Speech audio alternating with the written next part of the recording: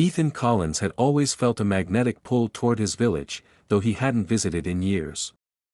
The city's unrelenting hum, the traffic, the noise, the constant rush, had drained him, leaving him longing for the quiet, sun-soaked fields of his childhood.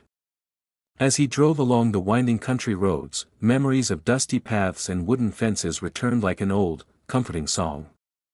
He had always been fond of horses, not just for their strength and beauty but for the silent companionship they offered.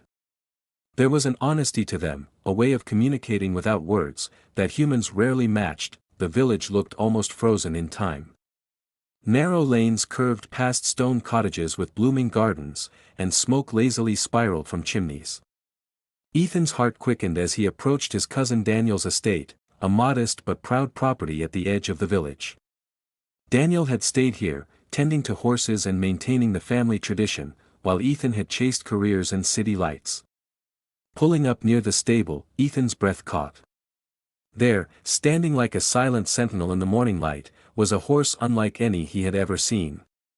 Towering, chestnut brown with a sheen that reflected the sun, the animal exuded a quiet majesty that made Ethan pause. He had seen horses before, plenty of them, yet none seemed to embody such raw presence. Daniel appeared at the stable door, wiping his hands on a rag. He was older than Ethan remembered, his face lined from years of work and worry, but his smile remained familiar. Ethan. Back from the city, I see, Daniel said, voice warm but cautious, as though unsure what to expect. Yeah, Ethan replied, stepping out of the car. It feels like a lifetime since I last saw this place. Daniel gestured toward the horse. You remember Titan? Ethan blinked, taken aback. Titan, he echoed, approaching the massive creature. The horse's dark eyes followed him calmly, and Ethan felt an unexpected connection, a magnetic pull that stirred something he couldn't yet name. He reached out tentatively, letting his fingers brush the sleek mane. The horse lowered its head, nudging his hand gently, and Ethan laughed softly. You've grown since I last saw you, he murmured, more to himself than anyone else. As Ethan ran his hand along Titan's broad shoulder, the sound of footsteps made him turn. Lucas Harper was standing at the edge of the yard, leaning casually against a fence post. Ethan's chest tightened, a memory he hadn't anticipated resurfacing so quickly. Lucas had been his childhood friend, mischievous and magnetic, with a knack for appearing exactly when he was least expected. His hazel eyes held the same mischievous glint, but there was a subtle edge now, something more grown up, more calculated. Ethan Collins, Lucas said with mock surprise. Still chasing horses instead of city dreams? Ethan smiled, though his mind felt suddenly alert, tense. Some things don't change. Horses, for instance. Lucas's smile deepened, almost unreadable. Or maybe you just never outgrow certain passions. His words lingered, ambiguous, as though meant to test Ethan. Daniel stepped between them, clapping a hand on Ethan's shoulder. Don't start any trouble. Lucas just got back in town. Thought you two might catch up. Ethan nodded, forcing calm, but he felt a flutter of curiosity and unease.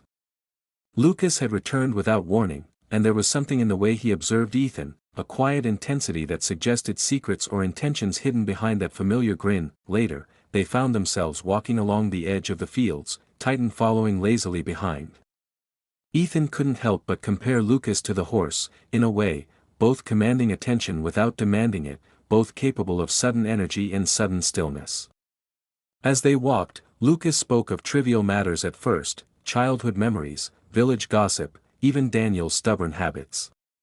Yet beneath the conversation, Ethan felt currents of something unsaid, a tension that made him both wary and strangely drawn in. You've changed, Ethan, Lucas said finally, halting and turning to look at him.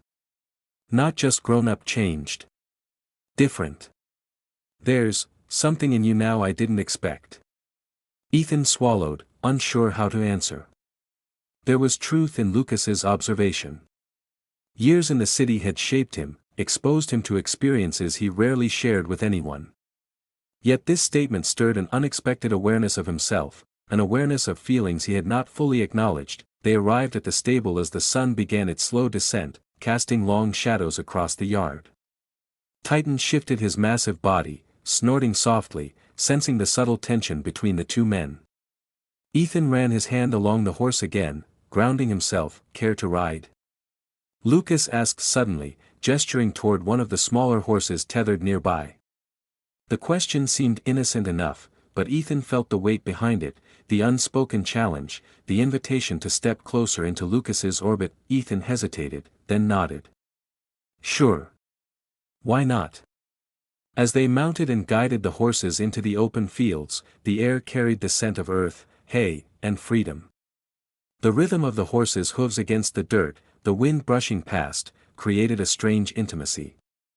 Words were unnecessary, yet the silence between them was heavy with unspoken recognition, memories, and the subtle stirrings of desire Ethan could not yet name. By the time they returned to the stable, dusk had settled, painting the sky in shades of rose and gold. Ethan dismounted, heart pounding in a way that had little to do with riding. Lucas lingered nearby, hands resting lightly on the fence, eyes watching him with an unreadable expression. "Same time tomorrow?"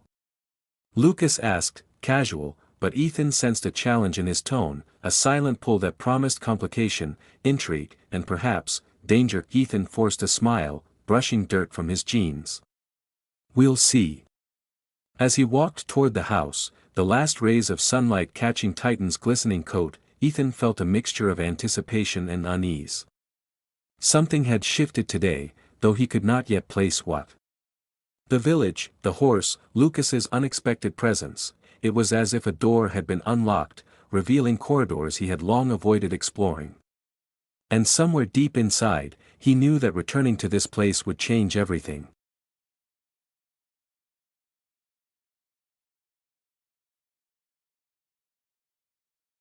The morning sun broke through the tent's thin fabric, casting a warm, golden glow across Ethan's sleeping bag. The sounds of the forest were sharper now, birds chirping, leaves rustling, and the distant trickle of the stream near their campsite. Ethan stretched, feeling the stiffness in his muscles from the previous day's hike, and listened to the quiet, comforting rhythm of the outdoors. But the peace was undercut by a flutter of anticipation. Malik was awake somewhere nearby, and the thought of him, the curve of his smile, the steady confidence in his movements, made Ethan's chest tighten with a mixture of excitement and apprehension. They met outside the tent for breakfast, a simple affair of granola bars, trail mix, and hot coffee brewed over a small camping stove. Malik's presence was magnetic, even in the most mundane actions, pouring coffee, breaking a granola bar in half, he carried a charm that drew Ethan's attention. The conversation started lightly, but it didn't take long for their discussion to slip into personal territory. Malik spoke about his experiences traveling through Europe, the small towns he'd visited, and the people he'd met along the way. Ethan found himself sharing stories he had never told Clara, tales of spontaneous decisions, of minor rebellions against the monotony of his life. As they packed their gear for the day's hike, Malik's hand brushed against Ethan's on multiple occasions, each contact fleeting yet electric. Ethan felt his heartbeat quicken, a mixture of thrill and guilt he could not immediately place. He reminded himself that this was an adventure, nothing more. But the way Malik looked at him, directly, unflinchingly, with a curiosity that mirrored his own, made such rationalizations difficult. Every glance carried weight, every smile seemed to linger, and the air between them was charged with unspoken possibilities. The trail was steeper today, winding upward through dense pine and rocky outcrops. Ethan struggled at times, his muscles complaining, but Malik matched him stride for stride, offering words of encouragement and subtle guidance. "Careful here," Malik said softly as Ethan navigated a tricky incline, his hand brushing against Ethan's for balance. The touch was accidental, or so Ethan told himself, yet it left a warmth lingering long after they had moved apart. Each small interaction, the shared laughter, the side glances, the supportive gestures, built an intimacy that felt both exhilarating and dangerous. Around midday, they paused at a high ledge that overlooked a valley bathed in sunlight. Ethan leaned against a boulder, catching his breath, and looked out over the vast expanse of green forests and distant peaks. Malik settled beside him, their shoulders almost touching. "It's incredible up here," Malik murmured, voice soft, almost intimate. Ethan nodded, aware of the closeness, aware of how Malik's presence seemed to occupy space in a way that went beyond physical proximity. Their conversation turned personal again, flowing effortlessly. Malik asked about Ethan's childhood, his dreams, and his disappointments, and Ethan found himself answering with a vulnerability he had rarely allowed. There was a trust between them that felt instantaneous, built on shared time and an unspoken understanding. Malik, in turn, shared anecdotes about his own life, moments of failure, moments of triumph, and the quiet loneliness that often accompanied success. Ethan listened, captivated, feeling a connection that went deeper than friendship, yet terrified by the implications. By late afternoon, they had reached a small waterfall cascading into a clear pool, an idyllic spot for a brief rest. Ethan dipped his hand into the cool water, watching Malik do the same. The simple act of sharing a moment of silence, of being together in such a serene place, was laden with tension. Malik's gaze lingered on Ethan, and for the first time, Ethan noticed the intensity in his eyes, not just friendly interest, but something more intimate, more personal. The awareness hit him like a physical jolt, and he shifted slightly, trying to appear casual while his heart raced. The descent back to camp was quieter, each man lost in thought. Ethan replayed their interactions, analyzing every brush of a hand, every lingering look. His mind felt like a storm, the thrill of connection clashing with guilt and fear. He knew he was crossing invisible boundaries, treading into territory that could not be easily navigated. Malik, sensing the tension, spoke little, letting the silence speak for them both. And yet, in that silence, a language formed, one of desire, curiosity, and the tentative beginnings of something forbidden. Back at the campsite, they decided to prepare a simple dinner over the fire. The flames crackled and cast flickering shadows across their faces. Malik handed Ethan a skewer of vegetables, their fingers brushing once again. Ethan felt a shiver run through him, a confusing mix of thrill and caution. They ate in companionable silence at first, then conversation emerged, delicate and probing, testing the waters of their connection. Malik's laughter was soft but direct, filling the night air with warmth. Ethan realized, with both excitement and trepidation, that he had never felt this kind of comfort, this kind of magnetic pull, with anyone before. As darkness deepened, they sat by the dying embers of the fire, the world around them muted except for the occasional rustle of leaves and distant calls of nocturnal creatures. Malik spoke in a low, reflective tone about the solitude of the mountains, about how being away from the distractions of life forced people to confront themselves. Ethan listened, absorbing the weight of his words, feeling a mirror of his own thoughts and fears. The conversation turned toward dreams, hopes for the future, desires never voiced, and the silent acknowledgement of paths not taken. Ethan realized that this weekend was no longer simply an adventure, it had become a mirror reflecting his own inner yearnings. Malik's presence was intoxicating, and each moment spent together heightened his awareness of emotions he had kept buried. As the fire dwindled, they both fell into a companionable quiet, side by side, neither rushing to speak. The unspoken tension, the subtle acknowledgement of feelings, hung in the air like a delicate mist, invisible yet undeniably present. Lying in his sleeping bag that night, Ethan replayed the day in fragments, the accidental touches, the shared laughter, the intensity of Malik's gaze. He knew that he was walking a delicate line between curiosity and temptation, between the comfort of routine and the thrill of something new and forbidden. And as sleep began to take him, his mind whispered the undeniable truth: this was more than a hike. This was the beginning of an emotional journey, one that could change everything he thought he knew about desire, loyalty, and himself. And somewhere deep inside, Ethan understood that the real test of this adventure had only just begun. The first rays of dawn painted the mountains in soft hues of pink and gold, slipping through the trees and scattering across the campsite. Ethan Collins awoke to the quiet stillness of the morning, the crisp mountain air filling his lungs. The previous day's hike, the laughter, and the unspoken tension between him and Malik Adeyemi replayed in his mind like a vivid dream he couldn't shake. Every moment, every brush of a hand, every lingering look, felt magnified in the clarity of morning. He lay there for a while, staring at the tent ceiling, aware of how profoundly Malik had unsettled his calm, ordered world. Outside, the forest was alive with subtle sounds, the distant call of a hawk, leaves rustling in the wind, and the faint gurgle of the stream. Malik was already awake, moving about the campsite with effortless ease, preparing coffee over the fire they had rekindled. Ethan watched him from the entrance of the tent, noting the way sunlight caught the edges of Malik's features, how natural and unassuming his movements were.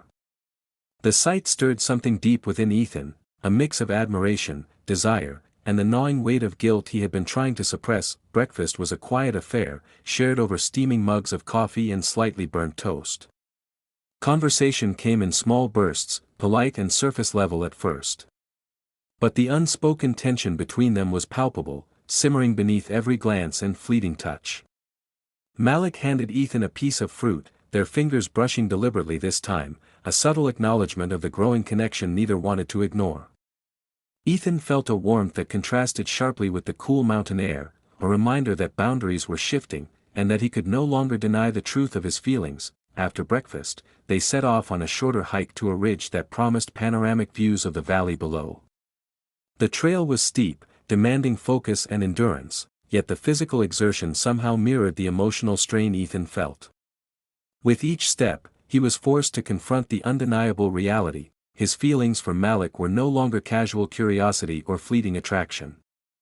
They were real, consuming, and dangerously intoxicating. Malik seemed aware of this too, his glances lingering a fraction too long, his voice softer when he spoke directly to Ethan. At the ridge, they paused, leaning against a rock as they caught their breath. The wind swept through the trees, tugging at Ethan's hair and carrying the scent of pine and earth. Malik turned toward him, eyes searching, lips curved in a faint but knowing smile. "Ethan," he began, voice low, deliberate, "I've been wanting to tell you something I haven't said before." The pause stretched, heavy and full of expectation. Ethan's heart raced, a combination of anticipation and fear tightening in his chest. Malik hesitated, taking a step closer, the distance between them charged with unspoken intent. "I didn't plan for this, but I can't deny it anymore.